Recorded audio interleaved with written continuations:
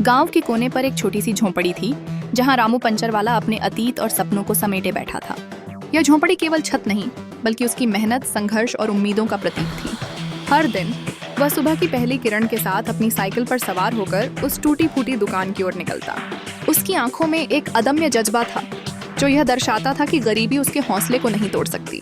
उस दिन दोपहर की चिलचिलाती धूप ने उसे और भी निस्तेज कर दिया था। दुकान में झुलसती गर्मी थी और ग्राहक की अनुपस्थिति में रामू का मन भी सुस्त पड़ गया। उसके हाथ में 5 रुपए थे जो उसकी ज़रूरतों और जिम्मेदारियों के बीच का बंटवारा करने में असमर्थ थे। लेकिन उस भयानक गर्मी में भी उसकी आंखों में उम्मीद की रंगीनियां थीं। फिर अचानक एक स्कूटर दूर से आया और उसकी मशीन जैसे ठनक उठी।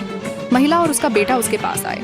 कथित रूप से टायर पंचर था और बच्चे को स्कूल छोड़ने की जल्दबाजी थी। उस क्षण ने रामू को प्रेरणा दी और उसके चेहरे पर एक संतोषजनक मुस्कान बिखर गई। वह तुरंत जमीन पर बैठ गया और अपने काम में जुट गया।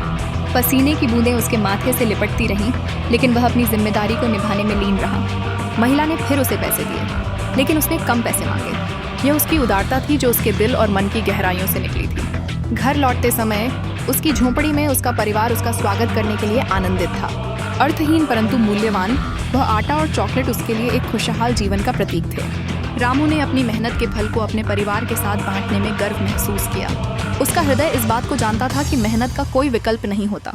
वह बड़े सपने देखने वाला गरीब पंचर वाला था जिसकी मेहनत और सच्चाई ने उसे उनके सामने खड़ा किया।